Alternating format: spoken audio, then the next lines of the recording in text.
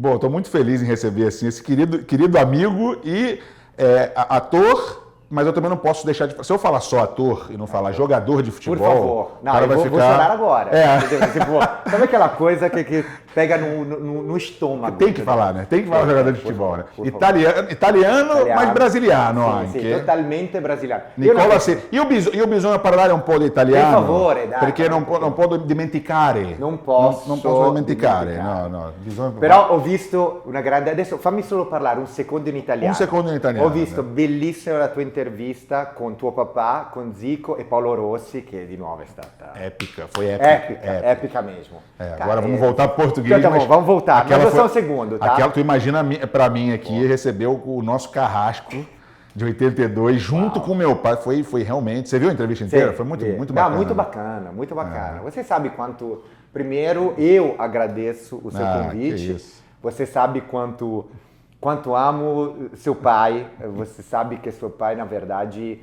Ele já colocou uma faca nas minhas costas quando eu jogava na Udinese, porque a estreia... Contra o Genoa, sim. A estreia do Zico foi contra o Genoa em 1983.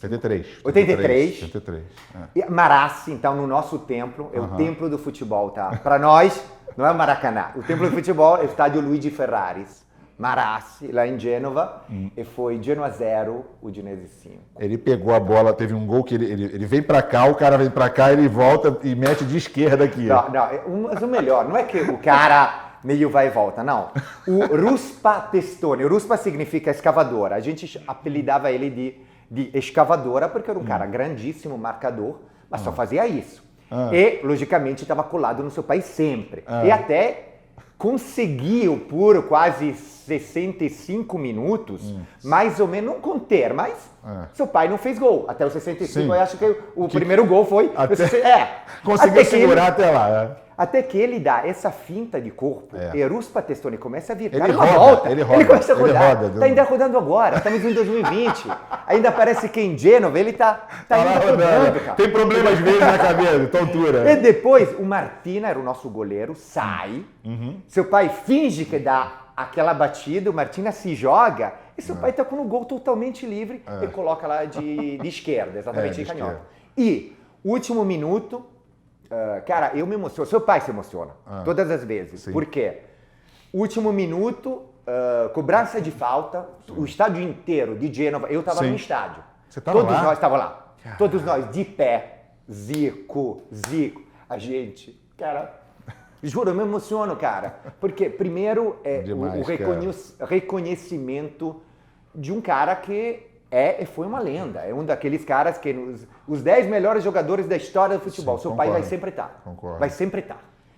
E cara, imagina, o primeiro jogo dele na Itália, e o estádio, você sabe, o torcedor do Genoa é extremamente... Muito. Eu vou contar depois uma história pra você daqui. Eu vou contar. Tem muito fogo. Ele não gosta de quem vem jogar em Gênova, no nosso templo, não vai sair nunca bem, é sempre vaiado. A gente, todo mundo, e quando acabou o jogo, todos nós, o estádio inteiro, de pé. Pô, demais essa história. Essa história é demais porque há pouco tempo atrás, não sei se quem foi o Messi, ou foi alguém que aconteceu um episódio desse, que o time adversário aplaudiu. Nossa, e todo mundo ficou. Aí, é claro, você não quer ficar ali como, já aconteceu com meu pai, mas assim, a verdade é que você vê, você tá falando de 83, cara. 83. Ele foi o primeiro jogo oficial. Jogo oficial, sim. Jogo oficial, No campeonato italiano, foi a estreia do Zico foi lá, infelizmente, Marassi 0-5. Engraçado que no Japão, o primeiro jogo da J-League também, que foi contra o time do Lineker, foi 5-0, ele fez 3 gols. Não é nem um pouquinho iluminado, rapaz. Nada, não joga nada.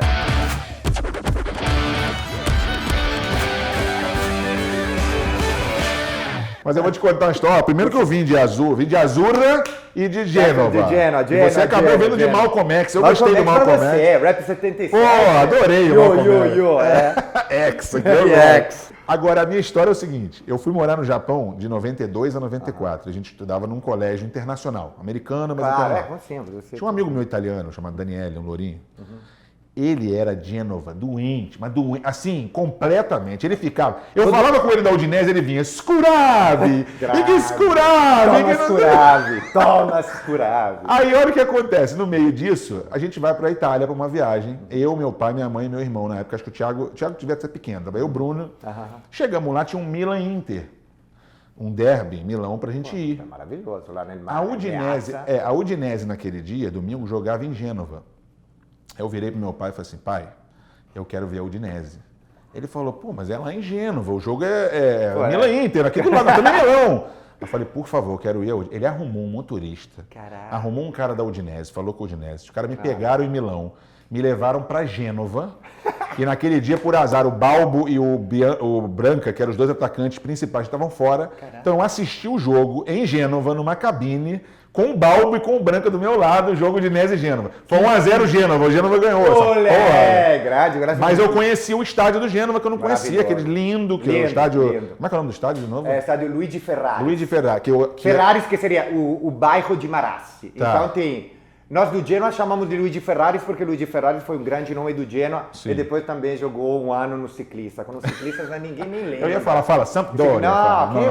Eu não conheço, cara. Me quero uma coisa, juro. Que eles dividem o estádio, né? O Sampdoria é igual o Milan Inter. Exatamente. Na Itália, o primeiro time que conseguiu o grande feito de ter um estádio de propriedade é, como sempre, a Juventus. O Império do Mal, que como sempre, chega dando voador. Mas tinha uma época que eles dividiam com o Torino também, né? Há muito tempo dividiram com o Torino. Sempre. Na Itália é sempre assim. Primeiro, você sabe, só tem 3 times, aliás, 4 times, 4 cidades que tem 2 times. Gênova, Roma e Lazio, Torino e Juventus e Milão e Inter. Então, o estádio é acreditado, entendeu? Um domingo joga o Milan, outro domingo joga Inter. Domingo joga Roma, outro domingo joga Lazio. Aqui o Atlético e Cruzeiro era assim, assim, Bahia e Vitória era assim, né? Depois mudou. Mas tipo em Porto Alegre, tem o Grêmio, tem o estádio dele, o Beira-Rio do Internacional. Aqui no Rio era o Maracanã, era praticamente para todo mundo. São Januário aí começou a mudar. Como conseguia? Um estádio por 4 times? Mas São Paulo também, se você pensar, o Pacaembu praticamente, o Morumbi, todo mundo usava e tal, mas assim, é legal isso, porque na Itália eles sabem dividir. E parece que você está jogando fora de casa. Total. Né? Parece a NBA, assim, em Los Angeles, alguns lugares, né? Que parece que você está meio dividindo. Exatamente. Eu ia falar que você era jogador de futebol, eu ia falar, logicamente, volante. Você é volante. Mas eu ia começar dizendo que você era o número 5 do time dos artistas campeão do mundo. Da seleção brasileira dos artistas. Mas o problema é que eu fiquei sabendo que tem um número 5, José Loreto, que briga com você. Eu fiquei sabendo dessa história através de um informante. Imagina o Jaquei. Não é, você não imagina. Não é Nando? Você não imagina. É o Nando. Acertou. O melhor de tudo. Quem é o 5, afinal? O 5 sou eu. Tá bom. Sempre fui. Sempre você era, isso que é inacreditável. Mas o Loreto virou eterno banco, porque a primeira Copa do Mundo, o eterno banco é EB, Eterno Banco José Loreto. Ô Loreto, o que é? Você está ouvindo? Loreto, cara, você sabe perfeitamente que você é assim. Mas então, a questão é essa. Primeira Copa do Mundo de futebol por artistas foi em 2007, em Sochi, graças a seu pai. Porque seu pai estava, naquela época, eu acho que ele estava no Fenerbahçe. 2007? Não, era 2006. Ele subiu 2006. Estava no Fenerbahçe. Não, 2006 ele... foi na hora que ele saiu da seleção do Japão, da Copa. Exatamente. E foi pro Fenerbahçe. Exatamente. Mas então, ele estava em um evento na Rússia. E soube dessa parada que a Rússia queria organizar uma grande manifestação porque Sochi ia concorrer para ser como se diz, o país sede das Olimpíadas de Inverno.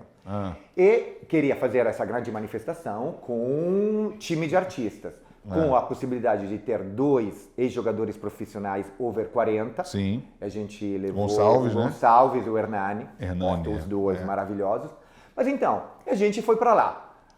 Eu lembro perfeitamente a peneira, porque foi uma peneira de verdade no CFZ, no Centro Futebol Zico. Ficamos 3 meses treinando e começamos praticamente 100 pessoas. 100? Quase 100. Achei que tinha sido uns 60, 70. Tá bom, eu gosto também de exagerar, mas eu acho que a primeira vez, te garanto, era quase 100 pessoas. Quase 100 pessoas. Caralho. E Nando Vanucci como nosso treinador, e a gente ia, até que depois, no último dia não, um mês antes de viajar, foi a lista de convocação. Eu estava gravando Vidas Opostas, Heitor Martinez estava gravando Vidas Opostas, um monte de gente estava gravando, mas eu e o Heitor, a gente estava gravando diariamente, feito loucos. E quando, tá bom, saiu a lista, e todo mundo, eu não estava porque estava gravando, cheguei tipo depois, tanto que em todas as fotos no CFZ do dia da lista, eu infelizmente não tô, que estava seu pai também. Porque eu chego praticamente quando acabou tudo, tinha acabado a gravação tipo 11h30 da noite, cheguei lá, não estava praticamente mais ninguém. Mas então, eu saio como camisa número 5, Nicola Siri.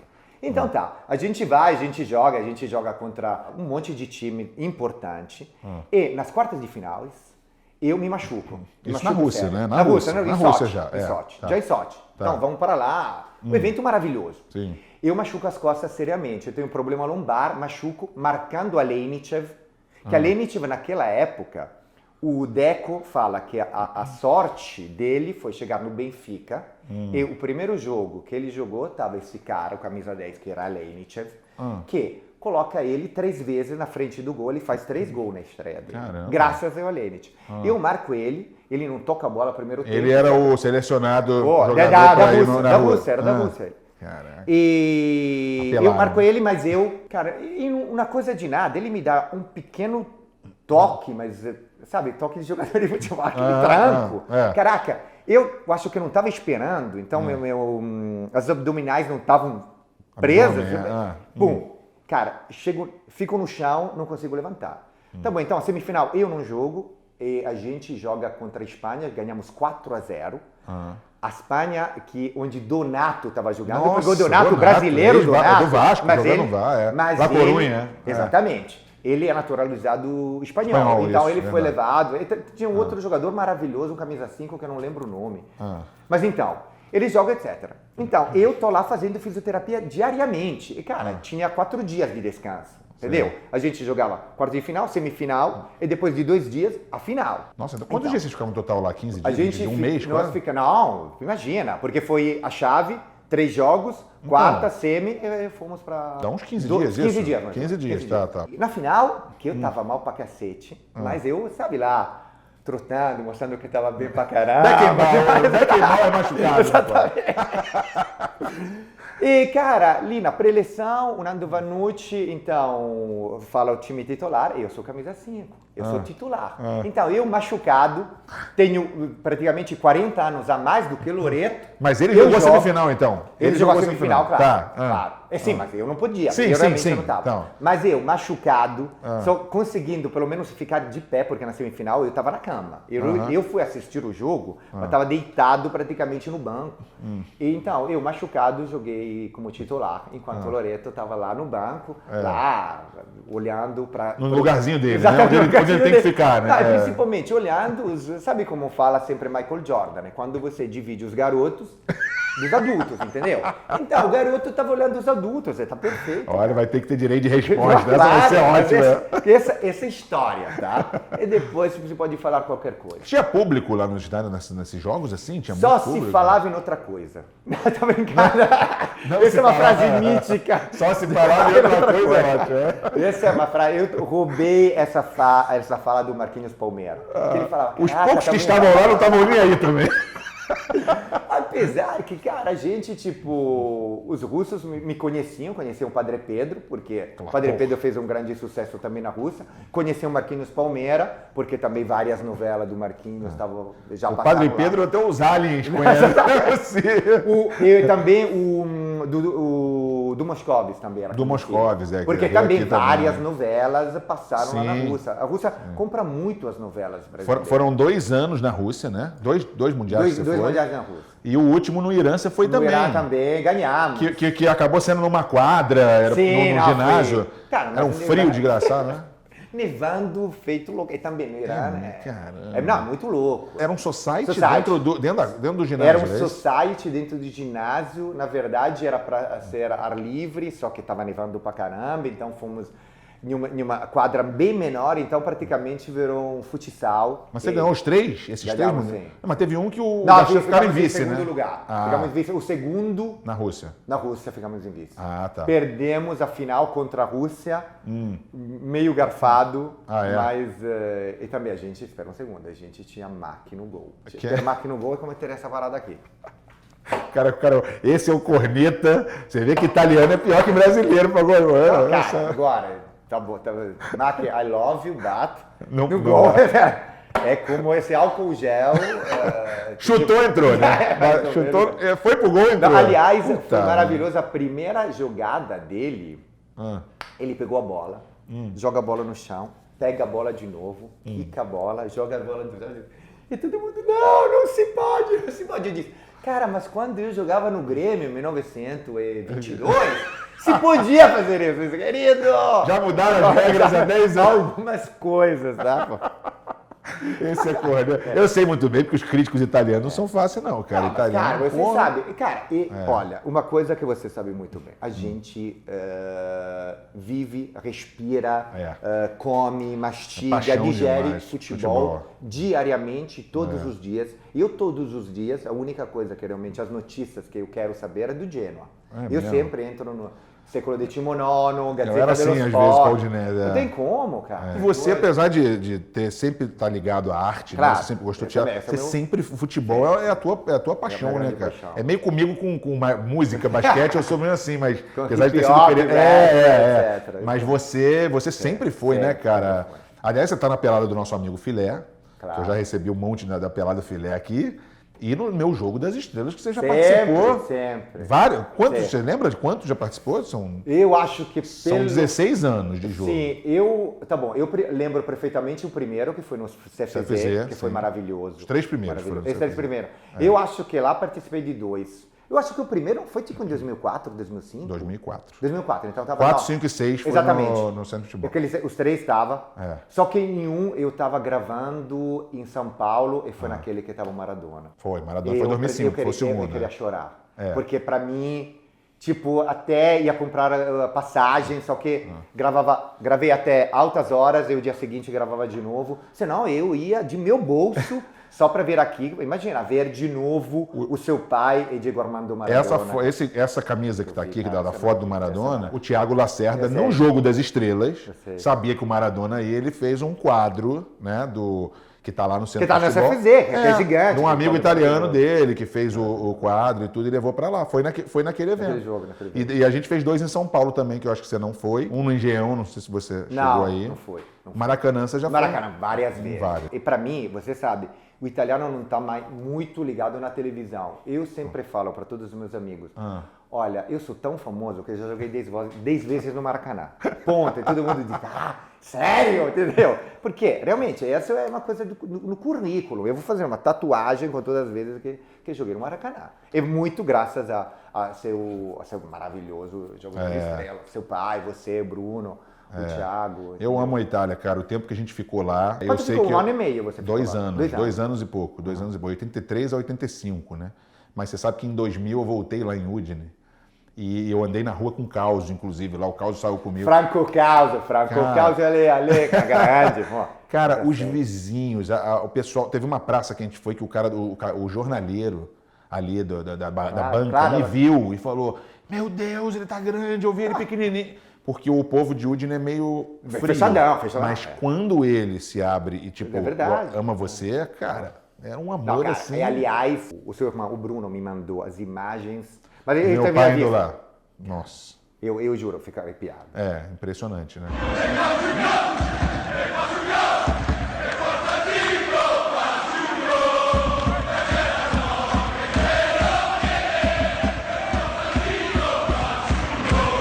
Como é que você ficou essa pandemia, cara, essa coisa maluca que a gente está vivendo aí, 7 meses? É impossível receber alguém aqui e não falar disso, porque, cara, daqui a muitos anos, quando a gente voltar nessa entrevista... Primeira coisa, olha aqui. Você botou uma laranjinha para combinar, né? Para mostrar que o italiano... Gosta de italiano tem sempre um design, um estilo diferenciado, tá? Hoje a gente pode ainda, agora já, começar a entender esse negócio... E tá aqui, por exemplo, gravando, né? Que é uma coisa que a gente não podia fazer há um tempo atrás. Não, mas estamos com por exemplo, você, sempre, álcool gel, todo mundo, a equipe inteira, todo mundo. Cara, primeiro, eu entrei na pandemia no dia 17 de março, porque amigos italianos foram para cá. Eu também era comecinho de março, só que na Itália, na Europa, já tava. O discurso estava bem grande. Parênteses, você sabe que eu encontrei um italiano nessa semana aqui, que estava aqui junto com o Magal até que jogou Beach Soccer. Não, Magal conhece super bem. Meu pai encontrou com eles e no dia seguinte meu pai foi jantar com o Cáusio. Aqui, naquela semana da pandemia. Aí eu falei, pai, você tá louco. Amo o Cáusio, mas você não era a gente não era para encontrar com nenhum deles agora nessa semana de março. Mas então, esse casal de Milão, só que é um amigo de velhíssima data que não via faz muito tempo. Ele disse, cara, vou chegar no Rio, tipo, dia 9 de março, vamos jantar, etc. Eu falo isso pra minha mulher, que é sempre super antenada, fala, tá louco? Tá louco? Você não leu? Disse, li o quê? Disse, no mundo, o que está acontecendo da China, etc, etc. Eu mesmo que li, então fui um pouquinho pesquisar, mas disse, cara, mas espera, imagina, com certeza eles estão tomando as providências, os protocolos necessários, etc, etc. Então, um dia antes dele viajar, ele me manda um recado dizendo, olha, tem grande possibilidade que a gente não vai, porque vão fechar os aeroportos. Disse, caraca. Será que os italianos estavam querendo fugir da Itália para vir para cá, para espalhar esse negócio? Não, mas então diz, caraca, ele me pergunta, você não é que por acaso pode falar com o cônsul? Então, eu sou amigo do cônsul italiano, cara, mandei um recado para o cônsul, disse, como é que está a situação? Então ele diz, não, aqui no Brasil é tranquilo, tipo, se ele sai, não tem nenhum problema aqui. Então, fomos jantar, minha mulher de jeito nenhum não foi, só que depois que jantei com eles, cara, quando eu voltei para casa, comecei a ver as coisas, etc. E comecei já a dizer, caraca, eu acho que estou com febre. Não estou respirando direito. Não estou sentindo o sabor. Quantas vezes? É sempre assim, entendeu? Então eu disse, caraca, não... Mas então, eu tenho uma pelada, você sabe que eu jogo aquela pelada também no Caiçaras, com o Hernani, que é uma pelada de altíssimo nível, o Roger que agora está em Los Angeles, mas então, pelada de altíssimo nível. Suavemente você quis dizer que a do filé é uma pelada... E o filé, infelizmente, olha, só correria ali, ninguém pensa naquela pelada. Exatamente. A pelada, na verdade, filé joguei pouquíssimas vezes. Eu onde jogo mesmo é na pelada do Bruno. É porque também o gramado do CFV é uma outra parada. Eu não tenho mais a idade para jogar naquela grama sintética que machuca pra caramba. Você sabe como é que é. Mas então eu continuei e era para jogar. Sexta-feira, eu acho que era dia 16 de março, eu falo, não, galera, eu não vou. Sem dar nenhuma explicação, desculpa, eu não vou aqui na pelada, etc, etc. Beleza. E de lá, depois percebemos que realmente as escolas fecham o dia 19 de março, que foi segunda-feira. É ponto final. E de lá a gente fica em quarentena. Graças a Darwin ou a Deus, eu moro numa casa que tem jardim, entendeu? Então somos privilegiados. Exatamente. Não foi tão problemático, principalmente para os meus filhos. Então, cara, por exemplo, nessa quarentena, minha filha aprendeu a andar de bicicleta, meu filho aprendeu a andar de rollerblade, etc. Agora, o que é? A gente ficou em quarentena restritíssima até praticamente junho. O que significava? Ou eu ou a minha mulher saía uma vez, máximo 2 vezes por semana.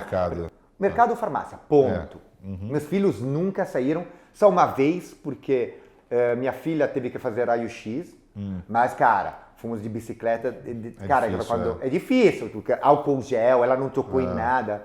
E meu filho também uma coisa dos dentes. Depois, a partir de junho, mais ou menos, seguindo sempre um protocolo absolutamente restrito, por exemplo, eu voltei a jogar tênis. Tênis, na verdade, eu comecei um pouco antes, mas tênis sempre simples. Cara, você nem cumprimenta, é com a raquete de longe. Tá, ar livre, não tomo mais banho nos vestiários, tipo, não tomo ducha nos vestiários de Eu só saí de casa pro mercado, eu volto, eu tomo banho, na hora. Exatamente. Mas os filhos eu comecei, porque eles eram muito pequenos. Claro. Então, tem que levar, no meu condomínio, graças a Deus, ali é tranquilo, então dá pra sair, pegar sol. Exatamente. Não tem jeito, né, cara? Tinha que pegar, mas... Então, e agora, por exemplo, voltaram as escolinhas de futebol, meu filho joga no Paris Saint-Germain, então volta. Mas Vika, por exemplo, eu já vi. 7 pessoas... todo mundo de máscara. Ele, praticamente, até a semana passada, não fazia um coletivo. Era só treinamento com os cones, então, que era legal, é muito legal para a criançada entender de ocupar um espaço, ocupar aquela lateral, tentar fazer o cruzamento para outra lateral. O CFZ também estava assim. É claro, exatamente. Assim, o CFZ voltou também com tudo. Aliás, meu filho iria no CFZ, só que é muito longe da minha casa. Agora está mais longe. Mas na época que começou isso, que eu lembro até que eu fiz uma gravação aqui naquela semana, que foi a última. Eu até falei pro pessoal que... metade de março. Então era 10, 11, 12 de março. Eu até falei com eles, eu acho que essa vai ser a última em muito tempo. Na hora que aconteceu isso, você estava envolvido em algum projeto que você estava filmando alguma coisa? Eu estava filmando. Qual eu estava filmando Abestalhados 2, é um longa-metragem, direção de Marcos Jorge, produção Zencrane. Um longa-metragem maravilhoso. Marcos Jorge é o cara que fez Estômago. Estômago ganhou todos os prêmios pelo mundo afora. E também fez muito sucesso aqui no Brasil. Então, eu estava gravando, estava filmando lá em São Paulo. E ia filmar mais 2 dias. Justamente, eu filmei tipo até dia 10 de março. Depois eu ficar mais ou menos 10 dias em tranquilidade. Ia voltar, eu acho, não lembro se dia... Não, 13 ou 14 de março, uma coisa assim. Ele estava quase pronto, então? Não, sim, quase para acabar. E minha mulher me falou, você tá louco, você não vai. Disse, espera um segundo, se os caras da produção, eu conheço bem, Marcos Jorge, a mulher que se chama Cláudia da Natividade, tem uma produtora maravilhosa, eles são seríssimos. Eles moraram muito tempo em Milão também, então falam perfeitamente italiano. Só que a produção depois falou, desculpa, a gente vai interromper e vamos retomar. Tanto que a gente ainda não retomou, vamos retomar. Nossa Senhora. É muito louco, porque vou ter, então, tenho que ter o mesmo cabelo. Imagina, é uma continuação direta. Eu já gravei o finalzinho da cena, porque, tipo, saio do estúdio e enquanto vou ter que gravar toda a cena antes. Entendeu? Então vai ser problemático. Eles não pensaram também, desculpa se eu me intrometer, mas eles podiam ter pensado em, de repente, fazer uma testagem, pegar num hotel, sei lá, o pessoal, né? Fazer uma testagem. Se todo mundo tiver ok, terminar a gravação, né? Mas vamos voltar assim. Eles já falaram, na verdade, já fizemos um Zoom para falar como vai ser. Todo mundo vai ser testado. Eu acho que a semana que vem vou fazer o exame do sangue para ver. E também o outro exame, aquele do cotonete no cérebro. É horrível, nossa senhora. Mas eu não fiz, mas todo mundo Eu fiz uma vez com meu filho, mas bem no início. Todo mundo fala aquela coisa. Mete lá é rapidinho, não, mas claro, assim, mas é um saco, é um saco. Então, todo mundo vai fazer isso, vai ter o protocolo, tipo, já nos explicaram que a gente vai... Tipo, a coisa legal é sempre o almoço ou a janta, todo mundo junto, a gente... Não, cara, vai ser praticamente todo mundo isolado, não vai se poder falar. Então vai ser, sim, porque não tem como fazer ao ar livre, então vai ser numa sala, mas você não vai falar, vai comer, todo mundo isolado, todo mundo vai ter o plexiglass que vai dividir, cada um, tipo, eu e você estamos jantando, tem a mesa, mas eu tenho um plexiglass até aqui, você está aqui do meu lado, a gente não vai se falar, a gente coloca. Enquanto não tiver uma vacina não comprovada, a gente vai ter que viver nessa maluquice. Né? Eu vou lá sempre com o meu estilo, tudo no laranja, trabalhado no laranja, trabalhado no azul. Vou ver agora com que máscara aí. Né? Você falou que isso era um longa-metragem. Longa-metragem, Abestalhados 2. Tá, agora são quantos anos de carreira já? Eu comecei com 17. Mas, olha, de carreira profissional, estamos desde 95. 25 anos. Nesse tempo, eu queria entender como é que você veio parar no Rio de Janeiro, né? Só que eu vi que você tinha feito já teatro na Itália, profissionalmente, principalmente teatro, na Itália muito teatro. Bilhões de produções de teatro, mais de 40 peças no currículo. E vivia disso. Eu vivia de teatro. Na Itália você consegue viver tranquilamente de teatro. Mas essas mais de 40 peças foram feitas antes de você vir pro Brasil? Sim, antes de... Caramba, entrou em 95 e 2002? 2002. 40 peças? Eu fazia 7, 8 peças por ano. Por ano? Cara, mas é engraçado, você sabe, quando você faz aquela profissão que é sua grande paixão, seu grande amor.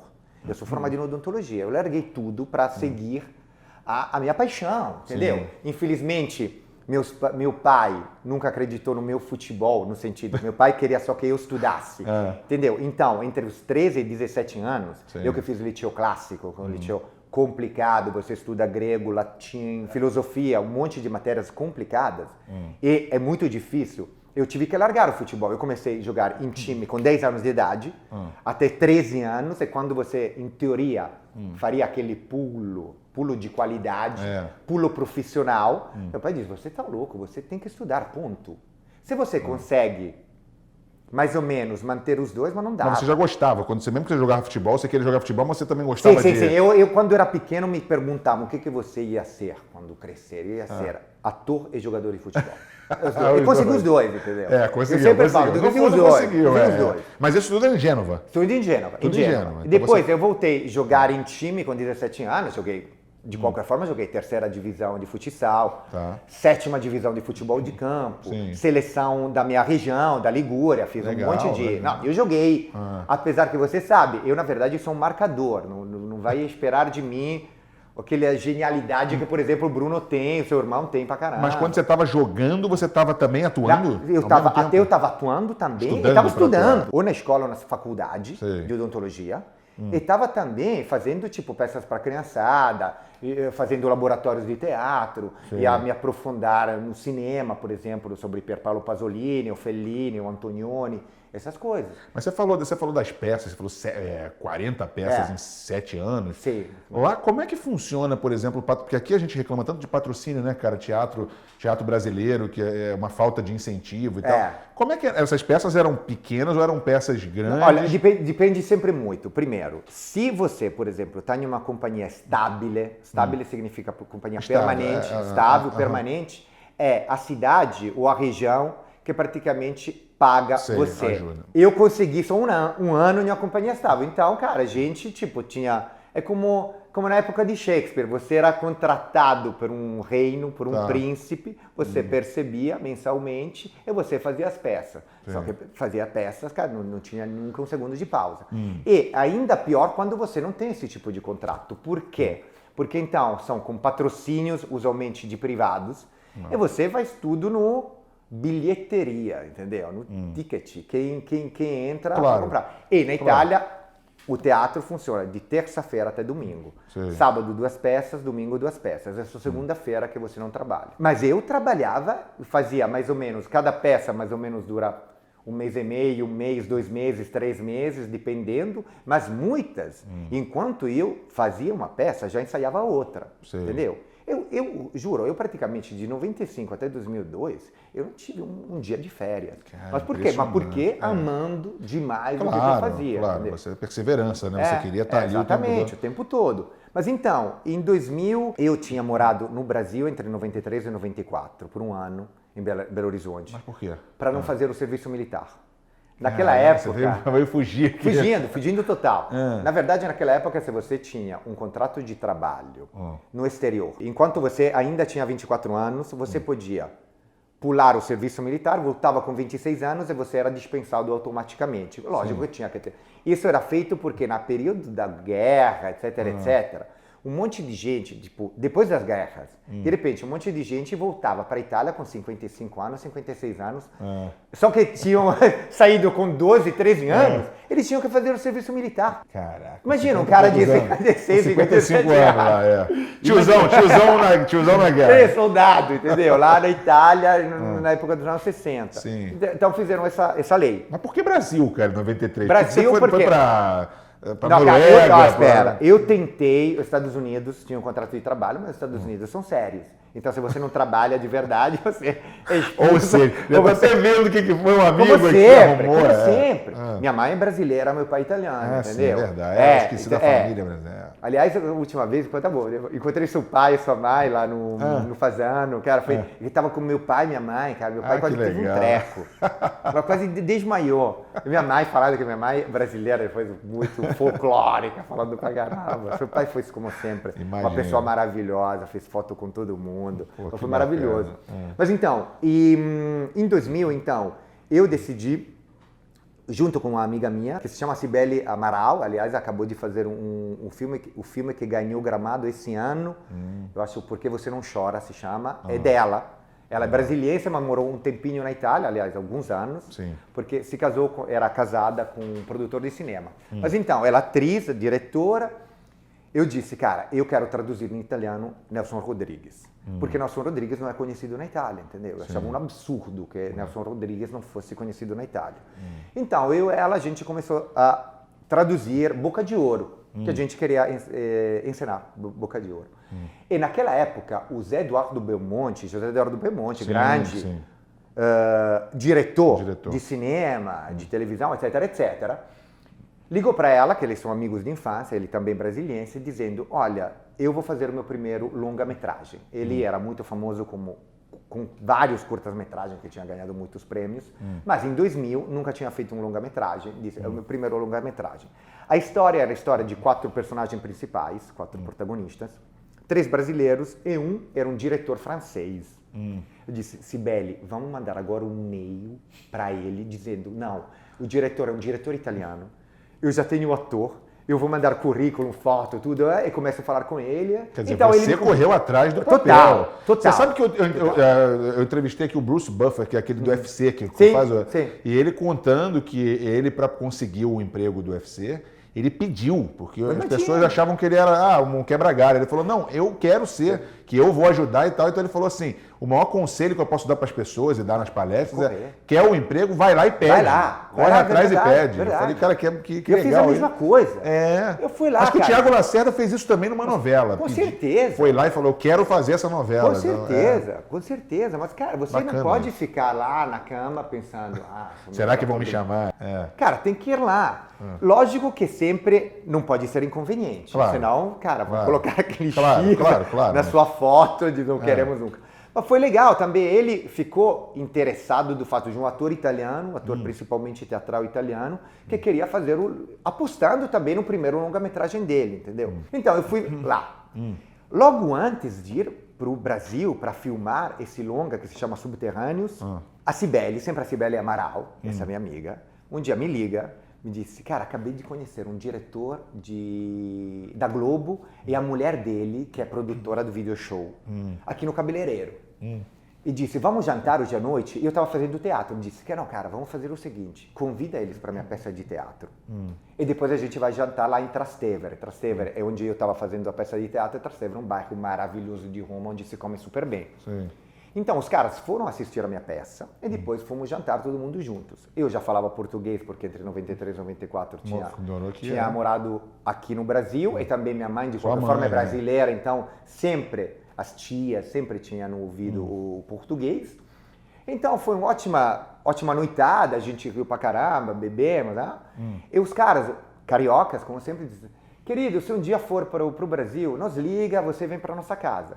E logo em seguida aconteceu a parada do filme do José Eduardo Belmonte.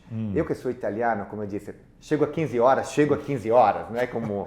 Você sabe o carioca como é que é? Sim. Então, eu ligo, tipo, uma semana depois dizendo, oi Luciano, oi Daniela, olha que eu vou chegar no Rio de Janeiro dia tal.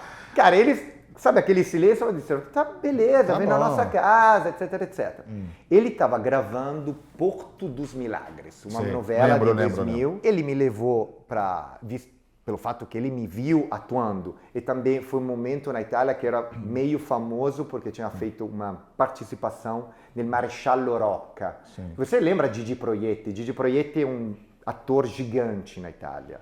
Mas então, Gigi Proietti é um ator muito famoso. Eu só lembro do Beppe Grillo, que o Beppe Grillo fazia o Telodorio Brasil. Grandioso. Foi na minha casa, fez um negócio. Foi. Caraca. Foi, que fez um especial da Itália com meu pai. Claro. Foi um especial legal com o Jair Rodrigues, com o Rita Lee, com uma galera nesse especial. Foi muito bom. Beppe Grillo, muito engraçado. Que maravilha. Maravilhoso. Mas então... Tava fazendo Porto dos Milagres. Porto dos Milagres, vou lá. E depois, então me apresentou todo mundo, falando sempre super bem de mim. E também, ele viu também que era meio famosinho, no sentido, tinha dado alguns autógrafos naquele momento em Roma, que não acontecia nunca. Você como ator de teatro não é considerado nada, entendeu? Ator de teatro que faz a sua profissão, mas ponto final, não é que... esse assédio da nem de televisão também lá, né? Não é assim. Não, exatamente, né? não é, lá é só jogador de futebol, você sabe. O Cabreirismo me falou isso também. O Cabreirismo foi para a Itália também. Claro, faz um monte sim, mas você passa meio inobservado. Não é uma celebridade, assim. Não, jogador de futebol sim. Tá. Tanto você sabe muito bem com o seu pai, é possível andar nas ruas com o seu pai. Sim. E, aliás, se você vai no Udine e fala, sou amigo do Zico, aliás, dica pra todo mundo. Vai no Udine, sou amigo do Zico. Cuidado, hein? Cara, liga aí pra ele, se não tiver o telefone... Isso é verdade, isso é verdade. Mas então... Aí viu que você estava dando autógrafo. Então, o dia seguinte... Então, eu fui lá pro Jaque, assisti uma gravação, aliás, lembro que era uma gravação que estava a Paloma Duarte, que depois viramos super amigos, fizemos várias novelas juntos. E o Marquinhos Palmeira também estava fazendo Porto do Milagre, e também a gente depois virou super amigo, mas eu naquela época, eles não me conheciam, eu não conhecia eles, etc. 20 mas anos no dia seguinte, atrás, né? 20 anos, 19 anos. Não, é inacreditável. Inacreditável, passa rápido. Caraca, nós estávamos, juro, isso mesmo, tô falando de ontem, me parece. Verdade. E o dia seguinte, o Luciano Sabino, o nome do diretor, me fala, olha, a produtora do elenco, que era a Ana Margarida Leitão, perguntou se você quer fazer um teste para o Arquivo da Globo. Eu disse, claro que quero. Então, me mandou por fax naquela época. Fax. Como a gente tinha fax. Adorava fax.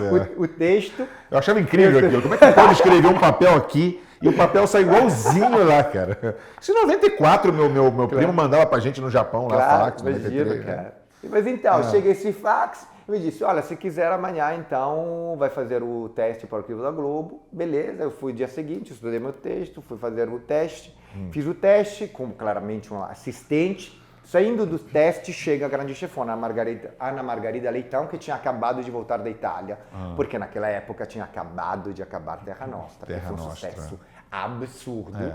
E a Itália, então, era tipo a terra dos milagres. Todo mundo queria ir para a Itália. Que foi a do Tiago Lacerda. Exatamente, que foi do Tiago Lacerda. Maria Fernanda Cândido, não foi? Exatamente. E aí, cara, eu falando com ela quis me perguntar de onde morava, de onde. Ela tinha ficado em Roma. Eu sou de Gênova, mas estava morando naquela época em Roma. Sim, Roma. De 94 até 2002, eu morei em Roma. E Trastevere, então a gente falando pra caramba, no finalzinho eu falei, mas esse teste vai ficar numa gaveta pelo resto da vida ou realmente você vai ver?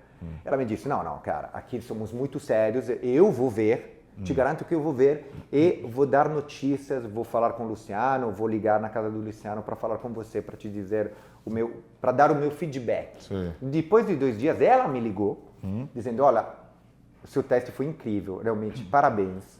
Com certeza, um dia a gente vai trabalhar juntos. Então, depois eu fui fazer o filme, eu voltei para a Itália, continuei fazendo teatro, principalmente, mas também televisão e cinema. Começou minha carreira a ser um pouco mais importante, um pouco mais deslanchada, até que depois de 2 anos me ligaram para oferecer o Padre Pedro. Grande Padre Pedro. E de lá nasce tudo. Então, tudo nasce com o Padre Pedro. Por favor, um pouco de atenção. Agora vamos começar.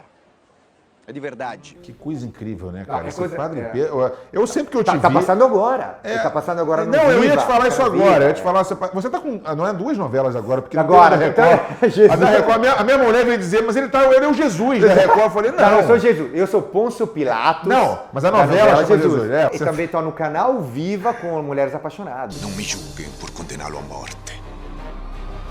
Apenas lavei as minhas mãos. Eu vou lembrar pelo resto da vida, porque, primeiro, parabéns, Manuel Carlos, o autor, que é um gênio. Muito legal. Gênio. Só que o Manuel Carlos sempre escreveu em cima do cotidiano. Entendeu? Então, por exemplo, ele quer escrever sobre essa entrevista, no dia seguinte vai chegar a cena dizendo de um cara que entrou, tipo, na nossa entrevista, entendeu? Sei. Então, cara, muitas vezes o roteiro, a cena, chegava em cima da hora, que você já estava gravando uma coisa e chegava com a cena. Eu estava lá gravando, a Bruna também estava gravando, 7 anos de idade.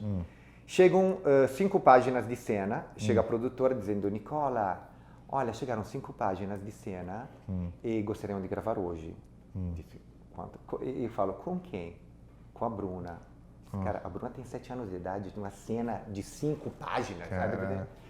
Ele disse, sim, seria importante fazer hoje. Digo, beleza. Então, eu falei com a Bruna, porque a Bruna é... Bruna, cara, eu... Impressionante, né, cara? Impressionante, cara. Eu juro, eu tenho a imagem da Bruna de 7 anos de idade. Um dia, eu bem sonhei que você me dizia, Salete, eu vou te contar um segredo que eu nunca contei pra ninguém.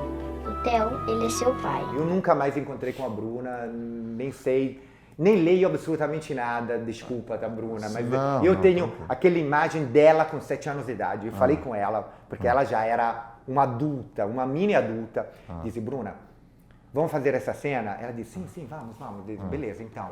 Disse, querido, eu quero 1 hora de tempo, eu e ela, nós fechamos numa sala e começamos a ensaiar, feito loucas.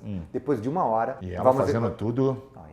Não, cara, pra mim, eu sempre falo, é a atriz mirim mais absurda com quem já trabalhei na vida. Cara, aliás, nem é atriz mirim, desculpa, é uma das atrizes mais absurdas com quem já trabalhei. Mas é legal você falar isso porque ninguém chega, o que ela conseguiu conquistar, que uma coisa é você ser mirim, mas depois você continuar na fase adulta e você continuar sendo...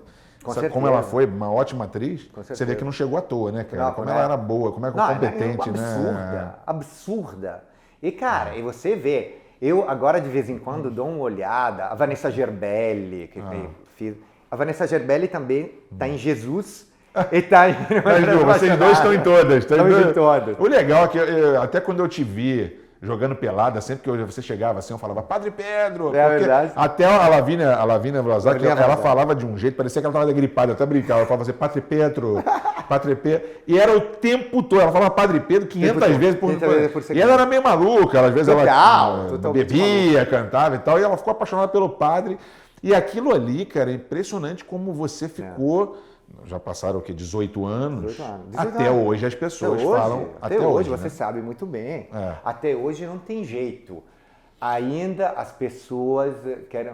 Padre Pedro, vamos fazer uma foto. É Padre Pedro. Isso atrapalha, cara? Isso é ruim assim? De jeito nenhum. Cara, olha, eu também, como eu posso dizer, eu devo tudo a Padre Pedro. No sentido, depois eu do personagem, fiquei aqui.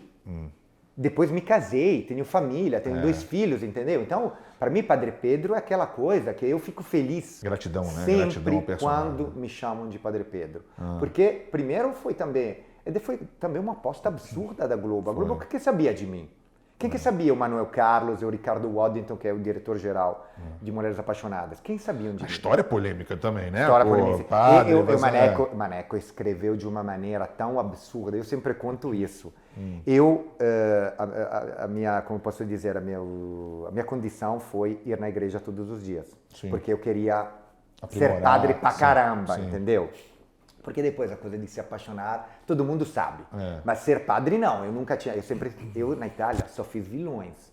Só fiz vilões, eu vi você mas falar vilões aqueles... Que eles diziam que o teu rosto era rosto de... O seu rosto forte demais, muito malvado. duro, você nunca vai fazer um Meu malvado favorito. Inacreditável.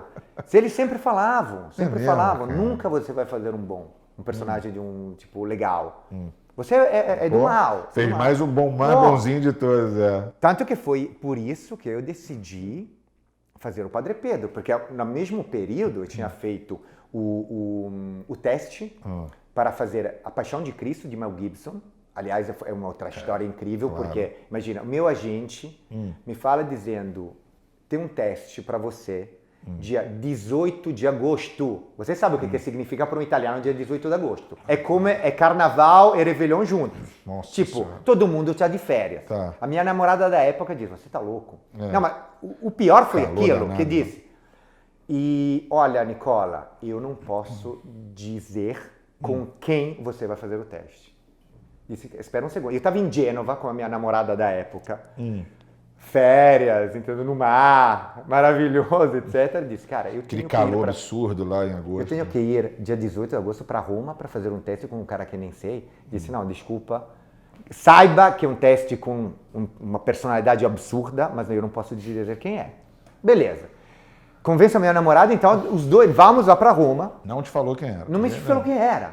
É a coisa pior, cara. E horário do teste, tipo, na Itália é um pouco como aqui, imagina, o teste são 1000 pessoas lá, todo mundo na sala. Tá bom, quem chegou primeiro, é assim. Cara, horário eu chego era uma sala de teste muito famosa em Roma, maravilhosa, tudo ar-condicionado maravilhoso, etc. E não tá ninguém. Então, sou uma mulher, diz, boa tarde, Nicola Siri, sabendo o meu nome. Sabe, uma coisa extremamente, caraca, estranha. Muito profissional, faz demais. Uau! E sai, quando eu entro, cheguei tipo 10 minutos antes do horário, porque eu disse, não, com certeza vai ter... Não, mas eu disse, com certeza vai ter um monte de gente, não tá ninguém, era só realmente para mim. E disse, olha, ela muito profissional me fala, olha, daqui a 10 minutos você vai entrar, beleza. Sai o ator que tinha feito o teste antes, que era um cara com quem eu já tinha trabalhado. E disse, cara, quem é? Eu, pra mim, era quem vou encontrar lá? Eu disse, não vou te falar. Ele também, filha da mãe, filha da fala, mãe, cara. não vou te falar, você vai descobrir. Eu falo, mas se eu não reconheço, ele começa a rir disso. É impossível. Exatamente isso. Sabe, ele tem olhos claríssimos, esse ator.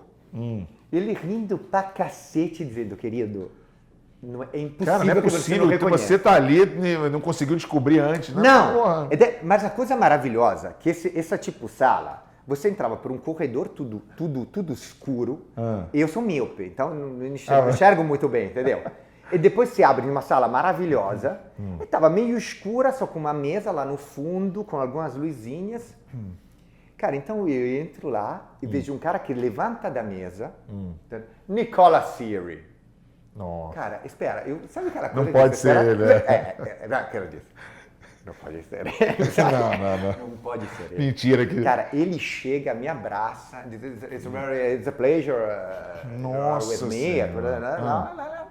Cara, você fica sem Você palavras. falou, e aí, Mel? Tudo bem? Não, você fica totalmente sem palavra, porque é verdade. Tipo, cara, Mel Gibson, entendeu? E você não vai nunca pensar que num teste dia 18 de agosto em Roma, você vai falar com o Mel Gibson. Eu tenho um amigo em Los Angeles que ele treina, né? Ele treina o Mel Gibson, é amigo do Mel Gibson. E eu sempre queria, deixa eu fazer uma entrevista com o Mel Gibson. E você contando agora, cara, imagina a tua cara. Não, você não tem ideia. E, com certeza, ele também rindo, porque todo mundo deve ter feito a minha mesma cara. Claro. Claramente, todo mundo... Claro que não era ali os Curavia, nem o Branco. Você ia ficar muito mais feliz. Lá ia chorar. Era só o Mel Gibson, era só o Mel Gibson. Mas lá, então, tinha feito o teste, etc. Eu ia fazer o chefe dos Guardiões do Templo, de novo. Então, de novo. Imagina isso. Que era uma participação, só que eram, tipo, 8 dias de trabalho. Que são os caras que pegam o Jesus no Getsemane, etc, etc. Só que depois o Padre Pedro, era no mesmo período, porque a gente... Mas quantos caras fazendo teste para esse Paixão de Cristo? Não, foi um teste não gigante, porque, lógico que, tipo, Mônica Bellucci, devem ter falado com Mônica Bellucci, diz, olha, o Mel Gibson queria te conhecer, etc. Sim. Mas para nós, que não famosos, Sim. é evidente que foi diferente, entendeu? Mas não chamaram muitas pessoas. Tipo, eu imagino que o Mel Gibson deve ter visto... Sim. O currículo é a foto de cada pessoa, ele mais ou menos queria tipos. Sim. Eu tenho um rosto de qualquer forma, que pode ser hebraico ou árabe, entendeu? É um rosto duro, é um rosto antigo, Sim. entendeu? Podia o cara que foi selecionado, você conhecia? No meu lugar, depois, porque eu não pude fazer, porque decidi fazer... Então, eu decidi fazer um personagem bom, do bem, por quê? Então você foi selecionado, então? Cara, eu fiz a primeira leitura, querido, leitura em Cinecittà, com Mônica Bellucci, com Jim Caviezel. Com Jim Caviezel, que era Jesus. Não, era Jesus sério. E sabe aquela leitura? Porque o filme tem bilhões de personagens. Sim. Bilhões de personagens. Então, éramos uma roda, longo o filme. uma roda gigante. Lógico que, tipo, os protagonistas na frente, primeiras cadeiras, e todos os outros, segundas cadeiras, até terceiras cadeiras. Sim. Eu não lembro se estava na segunda ou na terceira, mas de qualquer forma. Mas tava e lá. Mel Gibson lá. Mel Gibson lá. Eu lembro perfeitamente quando acabou, infelizmente eu não tinha essa coisa de internet. Imagina. Todo mundo ia estar fazendo selfie com ele, eles iam ter que proibir celulares. Claro, iam proibir, é lógico. Mas então, no finalzinho, ele estava chorando. E Jim Caviezel... Que coisa, cara. Era Jesus. Tipo, na verdade, eles filmaram depois de 2 meses. Só que Jim Caviezel era 1 ano que estava trabalhando nisso. Jim Caviezel falava o aramaico, como a gente está falando agora. Aliás, melhor, sem sotaque, como eu estou falando.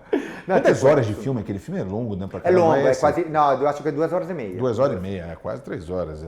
Mas depois, no final das contas, eu tinha que escolher o Padre Pedro, Mulheres Apaixonadas, ou o chefe do Guardiões do Templo, que tinha meia palavra em aramaico. Mas então, é o filme do Mel Gibson de Hollywood. Sim, mas o meu agente, e nisso eu acho que o meu agente foi muito inteligente, porque me disse, Nicola, tá certo, o filme de Mel Gibson, mas você vai ter uma participação, que é lógico, no seu currículo vai mostrar, claro. mas você é sempre a mesma coisa, é sempre aquele do mal, vai ter meia palavra em aramaico. Cara, sim, eu entendo. O padre Pedro, tipo um padre que larga a batina, etc, etc, é um papel, minha gente vai falando, que de repente, aqui na Itália vão te oferecer, te oferecer, daqui a 20 anos, entendeu? Na época eu tinha 34 anos. Quando você tiver velhinho, mais exatamente, velho, mais velho e tudo. Então, quando o rosto não é tão importante. Eu sempre tive mas esse mesmo rosto, assim, entendeu? mas mesmo assim, né? Uma novela no Brasil, você escolher, ao invés de fazer um filme do Mel Gibson em Hollywood,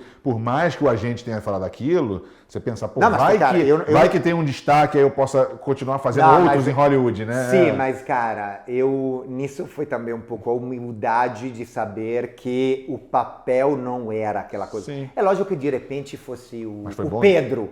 O Pedro de Jesus, entendeu? Sim. É lógico que tem toda uma outra, outra carga, entendeu? Lá era um chefe, nem tinha o nome, era o chefe dos guardiões do templo hebraico, entendeu? Sim. Mas mesmo assim, né? Deus acho que ajudou você nessa decisão, porque olha o que virou. Você se assustou com a cultura? Eu assustei pra caramba. Porque assim, porque o Brasil, novela das 8, eu lembro muitos anos depois, na Vida Brasil, quando eu estava morando em Nova York, foi 2013, sei lá. Eu lembro da Odete Reutemann em 89, 90, sei lá, que parou o Brasil. Eu acho que é 91, 92. Por aí, vai. É uma coisa assim, de repente, várias novelas, Tieta, Que Rei Sou, que parava o Brasil. Não, principalmente em 2003, não vamos esquecer que não tinha toda essa oferta de HBO, Netflix, não sei o que, Amazon Prime. Não, era Globo. Era Globo. Só Globo. Tanto que, cara, quando... Manchete, olha lá, assim, SBT, às vezes. Não, mas às vezes. Não. Tanto que eu sempre, a minha também condição, conditio sine qua non, se fala em latim, minha condição era, eu queria estar em Ipanema. Eu sempre amei o bairro de Ipanema, eu queria estar em Ipanema. Eu ia para a igreja lá, na igreja nossa, a igreja do Padre Jorjão, que é super amigo Padre de Jorjão, vocês, que é muito amigo. Maravilhoso. Maravilhoso mesmo. Ele foi o meu mentor. Casou meus dois irmãos, Ele foi o meu mentor, o Padre Jorjão. Meu mentor total. Então, ia pra praia jogar futebol, jogar vôlei, tranquilo. Quando estreou a novela, você não tem ideia, cara. Porque você, de um segundo para o outro... Não, tipo...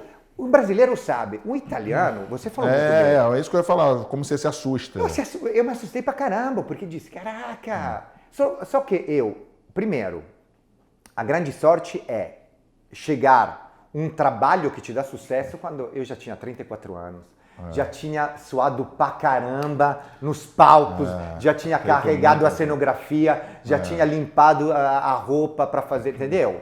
Já tinha ganhado um galã nessa altura do campeonato. Não, tipo, você entende que é um papel como o outro, você entende que vai acabar também essa mordomia, no sentido que você vai ter que continuar apresentando o seu trabalho. Para mim eu decidi ficar aqui porque justamente eu tive a sensação e também a certeza que eu estava conseguindo mostrar o meu trabalho. Que todo mundo amou o meu trabalho. E o trabalho reconhecido. Exatamente. Reconhecimento do trabalho. Como, justamente, quando seu pai que vai em Udine, também foi uma aposta. Lógico que Zico era um dos maiores jogadores do mundo, sempre foi.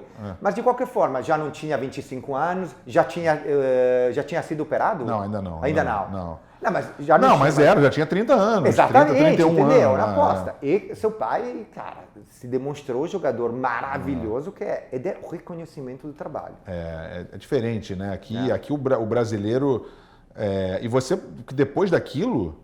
Você chegou a fazer muitas novelas, você fez. Você não parou nunca mais, fez peça de teatro, fez cinema. Cinema pra caramba. Cinema você fez, você lembra quantos filmes você já fez aqui no Brasil? Nossa, 7 ou 8, acho. Muitas fez André Ristum, A Voz do Silêncio, Meu País. Agora, e com mais diversidade também, né? Porque Nosso Lar, que fez um sucesso absurdo, Nosso Lar sobre... Éramos 6 agora, Éramos 6 a novela da Globo. A diversidade, né? Você não está fazendo só o mal, nem só o bonzinho. Você aliás, foi um momento que eu até pedi, deixem fazer um mal. Eu tava com saudade. Com saudade do mal. Porque o mal é sempre mais divertido, entendeu? O vilãozinho. O vilão é divertido, você tem, como eu posso dizer, tem mais liberdade, entre aspas. Que, na verdade, é uma grande mentira. Você tem sempre liberdade como ator. No momento que sabe o que faz. Eu sempre falo, cara, a minha profissão é profissão de ator. Sim. Não é profissão de ser famoso. A profissão de ser famoso não existe. Não existe. Desculpa, então. Não existe. Profissão Estava falando famoso isso hoje, inclusive. não existe. E não vai existir nunca. Também essa coisa de agora os caras que viram influencer, cara. Eu acho, Instagram. Eu acho uma coisa meio... Caraca, aquele trabalho Eu só perdoo, entre aspas, eu só perdoo porque eu acho que 1 hora depois, quando eu tiver com 30 e pouco, 40 anos, exatamente. vão lembrar desse tempo e vão dizer, todos nós, 1 hora com 20 anos, a gente lembra, né? Claro. Realmente, a pessoa que faz Muito tudo por louco. fama é uma coisa... É efêmera, é uma grande mentira. Você tem que saber fazer bem o seu trabalho. Sim. E se fizer bem o seu trabalho, se realmente você é comprometido 1000% com o seu trabalho, não tem jeito. De repente não é hoje, não é amanhã, não é daqui a uma semana, mas você vai chegar. A ser o melhor, a fazer o pão de maneira maravilhosa, ou ser o ator ou o cirurgião plástico. Dedicação, né, cara? O mestre de obra, entendeu? O locutor. E tem que ser dedicado, né? Porque quem não é dedicado não adianta. A maioria das suas obras aqui foram o Globo, né? Sim, a maioria Globo, mas também eu passei 8 anos na Record. Sim, então, mas eu ia te perguntar, você alguma vez, nesse tempo da Globo, mesmo depois do Padre Pedro, você chegou a ter aqueles contratos de muitos anos com a Globo ou não? Sempre foi por obra? Sempre por obra. Sempre por obra. Agora é sempre por obra. Não, agora mais ainda. Agora nem se fala. Aliás, já são 2, 3 anos que é muito assim. Também, eu tive contrato por 8 anos com a Record, mas depois não renovaram. E tenho que dizer, é evidente que no primeiro momento você meio fica com medo, diz, caraca, agora, eu tenho família, tenho 2 filhos, etc. Mas na verdade, de mim, a gente se acomoda demais. Vira meio burocrático, entendeu? A coisa de timbrar il cartellino in italiano, entendeu? Aquela coisa só de... ir lá, sabe que o seu trabalho, de qualquer forma, cada mês tem aquele salário. Sim. Assim, te devolve aquela adrenalina. Desafio, né? De você estar sempre procurando, né? Aquela adrenalina, aquela vontade, e de novo aquela coisa de vamos morder, entendeu? Você sabe como eu jogo futebol. Eu tenho muito isso em mim. É de verdade que no momento que você fica contratado, você meio fica preguiçoso. Eu não, eu gosto de morder. E nesse mundo melhor ainda agora, no mundo de hoje, porque você tem essas opções que você falou, de Netflix, tem de tudo. De TV a cabo, tem de longa, tem curta, tem não sei o quê, tem filme que vai direto para digital, né? Então... Eu adorei, cara. Acabei de fazer tipo um teste em inglês, em francês... Cara, por exemplo, agora eu queria falar... Até vira um canal de YouTube, que se você tivesse de repente com o contrato, não deixam, não deixam, né? Por exemplo, é engraçado que a novela Jesus está rodando a América Latina inteira. Cara, você não tem ideia o sucesso na Argentina. Os argentinos no seu Instagram lá. É inacreditável. Tanto que temos que falar castelhano aqui agora. Castelhano, tem que chegar, por favor. Los amigos, los hermanos, las hermanas. Por favor, vamos assistir aqui. Vamos assistir acá. 77, vai lá. 77. Se inscreve. Por favor, tem que se inscrever nesse canal. Não, mas então, eu estava, por supuesto. Eu estava... Na pandemia, eu sinceramente nunca fui muito tecnológico, não gosto muito da mídia social, tanto que eu uso Facebook, praticamente não uso nunca, é extremamente escondido. Sim. Só os amigos, principalmente italianos, sabem do meu Facebook. Praticamente tenho pouquíssimos brasileiros. E Instagram, não. É lógico que depois, principalmente nessa pandemia, começou a virar uma coisa, quase uma ferramenta. Sim. E foi um momento que eu disse, cara, eu quero começar a ler Dante Alighieri, que é o papai da língua italiana. Antes de Dante Alighieri não existia a língua italiana. Sim. A Divina Commedia é o primeiro livro em língua italiana. Então, estamos falando de 1300. E então vou começar a ler. Eu sou notâmbulo, adoro a noite, entendeu? Então, 3 da manhã, aliás, no começo... Você faz umas lives 3 horas da manhã entrando lá, eu já vi. Todos os dias. Mas então, no começo eu fazia tipo 4h30 da manhã. Nossa Senhora. Mas então, eu comecei essas lives lendo L'Inferno, lógico, se começa, a Divina Commedia são 3 livros, L'Inferno, o Purgatorio e o Paraíso. Lendo L'Inferno, in italiano, italiano logicamente estremamente arcaico, é il fiorentino, in teoria. E, cara, no começo tinha um brasileiro, lógico, tinham 50 pessoas, depois começa. Cara, depois, agora, são tipo mais de 500 pessoas às 3 da manhã. Caramba, que coisa. Todos, mas é que é de outro país. Todos castelhanos, todos argentinos, alguns chilenos, alguns uruguaios, paraguaios, Colômbia, Panamá, mas são praticamente 10 brasileiros.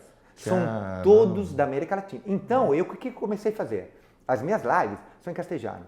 Então esse programa vai ser assistido mais por castelhano. Você vai ter que falar de madrugada. Claro, não, vou falar pra caramba de Rap 77 com o amigo Bruno. E todo bacana, mundo, né, tu sabes muito bem que Zico é conhecido. Sim, claro. Por supuesto. Como diria o Valdano, que jogou na... Jorge Valdano. Valdano encontrava meu pai e dizia assim, futebol tem alma, seu nome é sim. Grande Jorge Valdano. Você já entrevistou? Não, ainda não. Caraca, nosso amigo ali, aquele ali. Ele tem aquele... Esse aqui seria... Não, espera, mas com Zoom. Com Zoom, Se por acaso eu te faço de assistente, tá? Se quer viajar, não sei, se um dia... Se tiver que fazer lá, eu faço, com certeza. Eu vou com você. Um dia vai. de assistente. Produtor do programa. Por favor. Vem cá, cara, me diz o que você agora, de futuro, o que você pensa assim que acabar esse negócio, porque assim, a gente sabe que acabar bem, eu não sei quando vai acabar, mas também. Tem alguma coisa que você está mais ansioso assim para fazer? Tem algum projeto? Eu quero...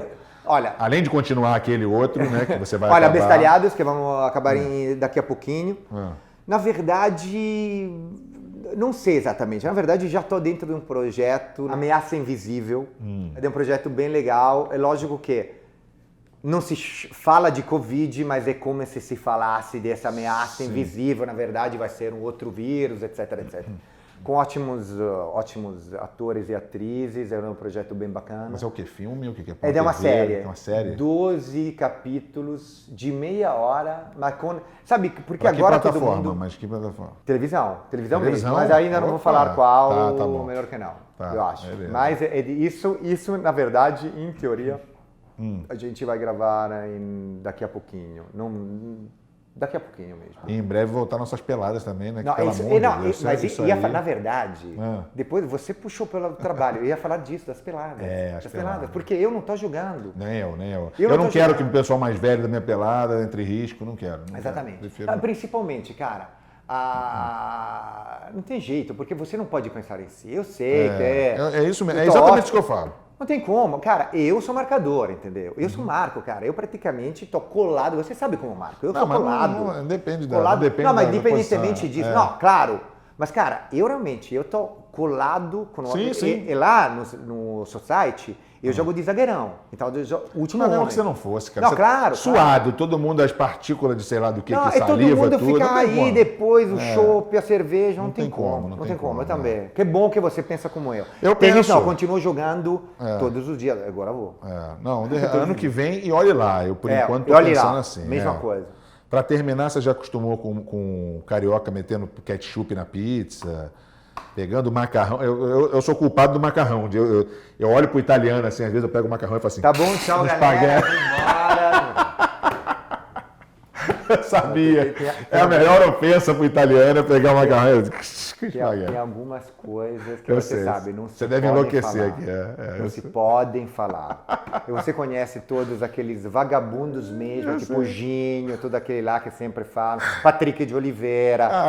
Olha que pizza maravilhosa, uma pizza que tem... tem um pedaço com catupiry, outro pedaço com chocolate. Não, mas espera. Eu não tô dizendo que os ingredientes, etc. Mas a pizza, na verdade, deveria ser... Molho de tomate. Exato, é molho de tomate. Pomodoro. Então, pomodori pelati, tranquilidade, pomodoro mozzarella, e ponto, um pouquinho de azeite, uma folha de manjericão. Uma folha de manjericão. Por favor, não pode colocar uma floresta amazônica, cara. Ketchup, então. Não. Aí você queria matar. Desculpa, eu não tô... Para mim... Numa mesma frase, eu distingo as pessoas de quem fala ketchup na mesma frase da pizza. Eu já não cumprimento mais. Concordo. Para mim é outro ser. É um azeite. Um azeite bonitinho. Isso até admito, tá certo. Uma pimentinha é ótimo. E aqui no Brasil tem pimentinhas maravilhosas. Mas, por favor, contato, com delicadeza, na justa medida, cara. Não, cara, eu de vez nos Estados Unidos, então, você também não é só comendo aquela pizza com a mão também, é diferente. Mas espera, pizza com a mão sim é. Pizza com a mão é. Pizza é com a mão. É com a mão a pizza. Mas pizza al talhos principalmente. Mas eu gosto, por exemplo, para a minha pizza, eu aprendi assim. Você corta com o seu slice. 4 pedaço. Mas é legal, entendeu? Legal. Tem que acostumar com o Brasil, cara. Não tem jeito. Tem coisas que, desculpa, não vou acostumar. Nunca!